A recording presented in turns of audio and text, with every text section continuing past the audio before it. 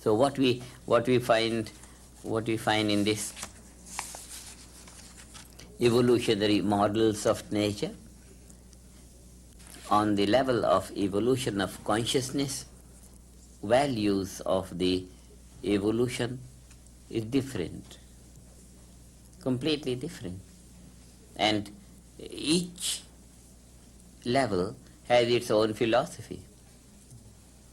That philosophy is irrelevant on a different level. Completely irrelevant. And the reality of one level of consciousness belongs to that level of consciousness alone. It has nothing to do with the other level of consciousness. Like the philosophy of sleep, the reality of sleep, objectivity and subjectivity of sleep. These values have nothing to do with the state of dream consciousness, or waking state of consciousness, or transcendental consciousness, or cosmic consciousness, or unity consciousness. All these values are completely different in different states of consciousness with their specified values of principles and experiences. So the understanding and experiences.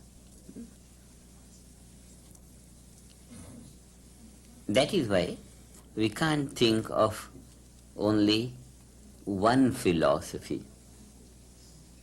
We must be open to different philosophies, different principles guiding different levels of understandings, different levels of experiences.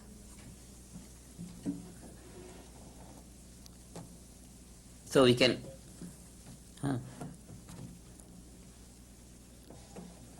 each level of understanding, each level of consciousness has its own principles which guides the activity and the experiential values in that consciousness. In unity consciousness, one lives wholeness of life. As if the wholeness moves, everything in terms of myself. No fears because no differences, nothing, no ups and downs, evenness, wholeness. It's a state of consciousness. And in that state, unmanifest is unmanifest. It has never become anything, it has never changed. Like this sap, even when it appears to be green, but when we look into the depth of green, what we find is every grain of green is made of the colorless. At one level where the colorless sap is predominant, on that level the difference in the green and the red and the flat and the round, these differences don't exist.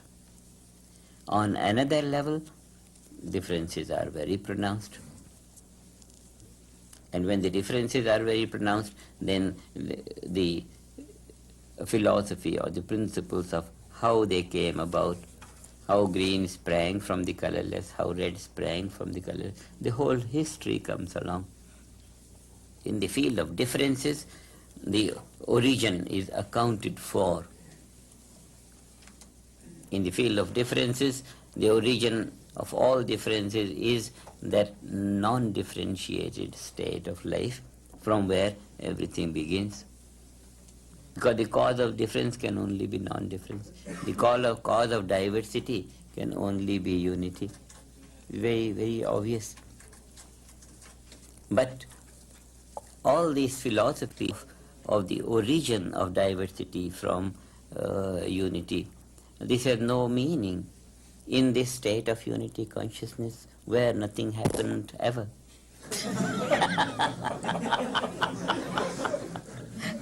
These things have no meaning in the sleep state of consciousness. Nothing is there to it. In the dream state of consciousness, anything could happen. So these, with this knowledge of, just this graphic knowledge of things experientially and theoretically being different in different states of consciousness. Once we have this vision, then we feel satisfied.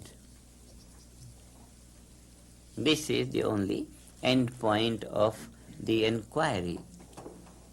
Inquiries will always be there in every state of consciousness. And once we have that, yes, this is this, this is this, this is this, this is, then the satisfaction comes, and then one doesn't feel that one is ignorant about things.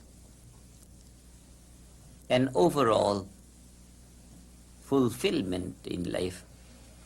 And this is the gift of knowledge.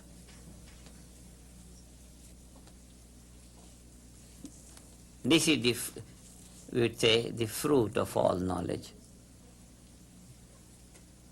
That in whatever state of consciousness one is, one has theories, experiences in that state differently. And unless one has the experience of all states of consciousness, inquiries will always continue, life will always remain a seeker.